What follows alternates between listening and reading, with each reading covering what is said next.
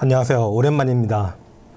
WKBL 와일드카드의 신태입니다. 대표팀 얘기를 먼저 해볼까 하는데요. 사실 이번에 맞붙게 된 세 나라에 대해서는 사실 정보가 별로 없어요. 그래서 어떤 선수들이 나올지도 아직 등록도 안 돼 있는 상태고요. 전력 분석을 하는 것 자체는 무리가 있고요. 일단 대표팀에 대해서 얘기를 할 때마다 빠질 수 없는 얘기를 또 하게 될 건데요. 저는 이번 대표팀의 명단을 보고 상당히 당혹스러웠어요.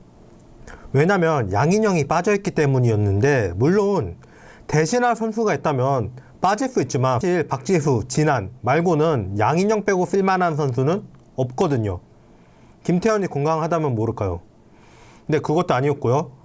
그래서 양인영한테 무슨 일이 있을까 찾아봤는데 뼈 조각 제거와 인대 봉합 수술을 받았으며 4개월 정도가 소요될 것으로, 이게 4월 기사예요. 그러니까 8월에 치러지는 대회에 뛰는 것은 무리라고 보는 거죠. 그런데 제가 이렇게 당혹스러운 거는 수술을 했기 때문에 명단에 제외돼서가 아니라 다른 매체에서 이 정보를 확인할 수가 없기 때문에 당혹스러웠던 거예요. 통신사인 뉴스원의 기사에서 뼈 조각 제거 정도만 한 줄 다루긴 했지만 다른 농구 전문 매체에서 양인영 선수의 이런 상태를 다룬 기사 내용은 없었고요. 양인영이 그가 불성실했다는 듯이 이번에는 태도가 좋아졌다고 주목하는 내용은 있었지만 양인영 선수가 재활 중이라는 내용을 다루진 않았거든요. 포지션이 겹친다고 볼 수 있는 최희샘 선수가 빠지는데 그 대체 얘기를 하면서도 얘기가 안 나오더라고요. 최희샘 선수가 멀쩡하면 박지수, 진한, 최희샘, 이해란으로 가면 돼요. 그런데 그게 아니기 때문에 여기에 왜 궁금해하지 않나, 이게 의문인 거고요. 제가 이 채널을 시작했던 건 물론 단점도 있지만 역대 최고인 점도 있는 안혜지에 대한 억가가 너무 심하다는 점, 그리고 누가 봐도 국가대표 주력으로라서 처음 국가대표에 합류하면 밸런스 다 깨지고 고생을 한다고 해요. 그런데 그러다가 발이 망가져서 온 선수에게 관계자고 언론이고 딱 봐도 상태가 안 좋다는 게 보이는데도 이 대변을 못 해줄 만저 이런 선수한테 비난을 쏟아낸다는 점, 이거는 제가 이 채널을 통해서 여러 번 이야기를 했는데 이거에 관해서 사과를 하거나 해명을 한 사람은 단 한 명도 없었습니다. 사실 안혜지 스타일 좋아하지도 않고 양인영 선수는 거의 뭐 반 원수된 팀 선수인데 뭐가 이쁘겠어요. 그런데 제가 봐도 너무 심하니까 시작을 했던 거죠. 자, 우리 대표팀은 멕시코에서 우리 시간으로 20일 오전 3시에 베네수엘라와 경기를 가지고 21일 오전 8시 30분 체코와 경기를 하고 하루 쉬고 23일 오전 3시에 말리와 경기를 갔습니다. 이후 결과에 따라서 준결승 팀이 정해지고 총 8개 팀이 참가하는 만큼 조 2위는 해야지 준결승에 들어가는 건데요. 기존 국가대표의 주력 선수들인 김단비 선수 등의 은퇴, 양인영, 최희샘, 윤예빈 등이 부재해서 어려운 경기를 할 수밖에 없다고 생각하고요. 무엇보다 코칭 스택도 경험이 되게 적어요. 양지희 코치의 경우는 BNK 썸에서 잠깐 코치 생활을 한 게 전부고, 박수호 감독님은 물론 프로 경력이 있긴 있으십니다. KDB 때요. 너무 오래됐어요. 그리고서 최근까지 계속 아마추어 농구에만 계시던 분인데 지금 프로 선수에 대해서 면밀히 파악이 돼 있을까? 랭킹은 우리나라가 13위고 말리가 22, 체코가 23위, 베네수엘라가 36위. 상당히 낮은 랭킹을 하고 있지만 이 랭킹을 보고 전부라고 판단하면 안 돼요. 이 랭킹은 국제전에 성적을 보고 하는 거기 때문에 비교적 약한 팀을 상대로 많이 하게 된다. 그러면 랭킹은 올라가고 강팀을 상대로 많이 하면 랭킹은 떨어집니다. 자, 우리가 원정 가서 깨지고 돌아온 라트비아 랭킹 29위입니다. 랭킹이 전부가 아니에요. 그럼 우리나라 대표팀의 사정은 그때보다 낫다고 할 수가 있는지 전혀 아니거든요. 뭐 비관만 할 필요는 없지만 그렇다고 뭐 큰 기대도 하지 말고 그냥 마음 비우고 봐야 될 것 같아요. 지금은 지난 전적을 보면 말리와는 2021년에 19세 이하 대표팀이 경기를 가졌는데 41점 차 패배를 했고요. 이때 당시 멤버였던 선수가 박소희, 이해란이죠. 체코와도 88년 올림픽에서 이긴 게 마지막 승리였고 성인 대표팀은 이후 3번을 더 붙었는데 결국엔 다 졌고요. 베네수엘라하고만 대전 기록이 안 나오는데 그나마 우리가 2022년에 이긴 바 했던 브라질이 1위를 했던 2023년 아메리컵에서 6위를 한 것으로 그나마 가장 해볼 만한 상대로 보이는데요. 우리나라 상황이라 세대 교체가 전혀 안 되고 있는데 기존 멤버들만 빠져나간 상태거든요. 지금 대한민국 여자농구 대표팀은 리빌딩을 시작한 팀이라고 봐도 되는 단계예요. 그렇기 때문에 만만하게 볼 상대는 한 팀도 없는 것 같아요. 그럼에도 가장 해볼 만한 팀이라면 베네수엘라가 맞겠죠. 이번에 신진으로 들어간 선수들은 강유림이 물론 좋은 선수예요. 그런데 직전 시즌 성적은 8.7득점, 20.9%의 3점 야투 성공률을 보유하고 있는 슈터예요. 7.7득점에 28.8%의 3점 야투율을 보인 김진영이 더 나아 보이지 않나 싶은 생각이 들 정도고요. 박소희 6.6득점에 26.1%. 물론 박소희 선수도 가능성이 있는 선수지만 아직은 아니거든요. 김단비가 맡았던 자리를 넘기기에, 아니면 박혜진이 맡았던 자리를 넘기기에 이 선수들이 더 경험을 쌓아야 되는 시점인 거고요. 뭐 그런 의미로 보고 이번 대회는 봐야 될 것 같습니다. 그야말로 신진 중에 믿을 수 있는 슈터는 아무도 없는 거예요. 이소희마저도 지난 시즌 30%를 못 넘겼죠. 지난 시즌 3점슛 성공률 30% 이상을 기록한 선수는 12명이에요. 순서대로 키아나 스미스, 허예은, 나윤정, 이다연, 구슬, 신지연, 강희슬, 김소니아, 이명관, 최희샘, 박지연, 김단비, 이 정도가 끝인데요. 최희샘을 김진영을 대체를 해야 됐다면 차라리 고교 시절 센터 경력이 있고 4번으로 경기 소화를 많이 했고 득점과 야투율, 자유투율이 더 높은 구슬이 어떤가 이런 생각도 드는데, 모자란 건 김진영보다 2개 차이 나는 리바운드 정도인데 김진영하고 구슬이 딱 2살 차이기 때문에 나이 때문에 김진영을 뽑았다고 보는 것도 안 맞고요. 막상 빠지게 된 최희샘 선수가 구슬 선수하고 동기죠.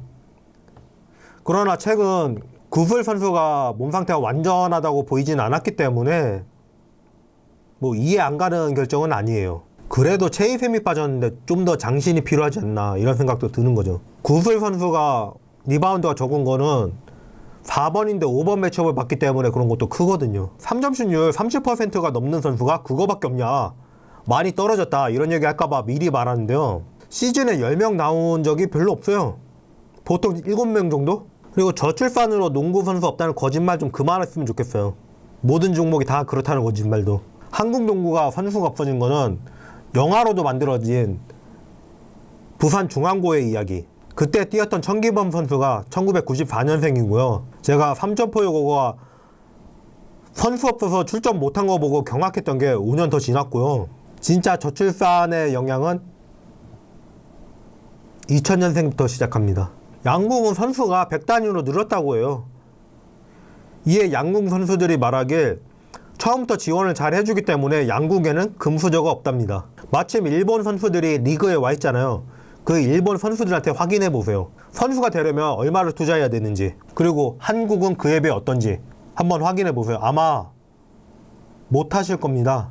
왜냐하면 왜 선수가 없는지 당신들이 거짓말했다는 게 거기서 드러나 버릴 거거든요. 이 문제를 알고 있던 사람은 전임 이병환 총재밖에 없었습니다. 일본은 말 그대로 학교 클럽 활동이라서 그 클럽 활동비만 내면 돼요. 부비는 부비고 기타 부대에 들어가는 비용이 굉장히 많아요. 한국에서 운동시키려면. 그게 선수가 없는 이유예요. 옛날에는 레전드 선수들 얘기 들어보면 뭐 먹을 거 줘서 시작했다 이런 사람들도 꽤 많아요. 근데 지금은 운동하려면 돈이 엄청나게 들어가니까 못하는 거죠. 운동을 해서 선수가 안 됐다 그러면은 다른 나라처럼 운동을 하면서 학업도 병행했기 때문에 다른 직업으로 바로 갈 수 있는 것도 아니고, 제가 누차 말하다시피 10% 이내만 선수되고 그 중에도 소수만 첫 번째 FA를 맞는데 그거 못하면 그냥 다 망하는 거거든요. 근데 그거를 그 높은 비용을 들이고 투자할 사람이 누가, 이게 선수가 없는 진짜 이유입니다. 그래서 엘리트 체육 철폐해야 된다는 거예요. 양궁처럼 관리할 거 아니면. 이번 대표팀의 2000년대생은 박지연, 이소희, 허예은, 박소희, 이혜란 5명인데요. 이들은 상당히 비교적 어릴 때부터 주도적인 역할을 맡아왔죠. 이혜란 선수는 거의 데뷔 시즌부터 헤란트라는 별명을 얻으면서 대활약했고, 박지연 선수는 고등학교 때 이미 국가대표였고, 이소희 선수 사실상 BNK 에이스였고, 박소희 선수 신인왕으로 경기 많이 뛰었고, 허예은 선수 이미 국가대표 경력이 있는 선수죠. 박지수 정도를 제외하면요, 그 위에 선수들을 보면 전혀 아닙니다. 최고참인 강희슬 외에는 그런 선수가 없어요. 강희슬이 최고참이야? 세월이 벌써 그렇게 됐어? 신지현 정도는 그럴 만한 재능이 있는 선수였지만 어쨌거나 재활로 빨리 시작을 못했고요. 김진영 선수도 루키 때부터 두각을 보이놨는데 다시 1군 무대에 나타난 건 상당히 시간이 지난 다음이었죠. 둘 다 어떻게 보면 루키 때 깜짝 카드로는 먹혔는데 그 이후로는 안 통했다고 볼 수도 있는 거예요. 그리고 이 선수들이 1군에서 먹히는 건 상당한 시간이 흐른 다음이에요. 지난도 퓨처스만 폭격하다가 1군에서 기회 잡는 경우는 별로 없었고요. 최근 5년 이내의 일이죠. 이번에 빠지게 된 최희샘, 양인영 마찬가지고요. 안혜지 역시 팀 3번째 포인트가 되었고요. 그리고 그나마 이들과 비슷한 나이에 대표팀 경력이 있는 구슬, 양인영, 최희샘, 김민정 등 다 강희슬하고 동기죠. 뭐 강유림은 대학 선수라서 4년 늦게 데뷔했으니까 좀 논외고요. 그러면 어릴 때부터 1군에서 두각을 보이면서 성장해온 선수가 90년대생 중에는 없다는 거예요. 어쩌다 하나 나온 강희슬, 박지수 빼고는. 그럼 2000년대생의 국가대표 뽑힌 선수들의 공통점은 뭐냐? 외국인 선수제 축소 이후 데뷔했다는 겁니다. 박지현하고 이소희가 외국인 선수 축소 이후 데뷔했고요. 허예은이 그 1년 뒤에 데뷔했고 박소희하고 이해라는 완전히 폐지된 다음에 데뷔한 선수들이에요. 그렇게 이해라는 데뷔 시즌부터 1군에서 자리를 얻을 수가 있던 거죠. 아니었다면 그 팀에 배혜윤도 있고 김단비도 있는데 기회가 갔을 거라는 생각은 안 드네요. 대표에는 뽑히지 못했지만 지난 시즌 1군에서 시작부터 기회를 받으면서 주목을 받은 김정은이 있고요. 그 1년 위로 가면 박진영, 고서연, 조수아, 이다연 모두 외국 선수제 폐지 이후에 1군에서 데뷔한 선수들이고요. 김혜나, 엄서희, 정예림, 강유림, 신이슬, 김하나, 이채은 전부 외국인 선수제 축소 이후에 데뷔한 선수들이에요. 진짜 대박 드래프트였던 박지수, 이주연, 나윤정, 한엄지가 나왔던 드래프트가 있는데 이 중에 솔직히 박지수 말고 바로 두각을 보인 선수는 없어요. 이주연하고 한엄지가 초반에 반짝했지만 그게 오래가지 못하다가 최근에야 다시 주목받는 선수들이고요.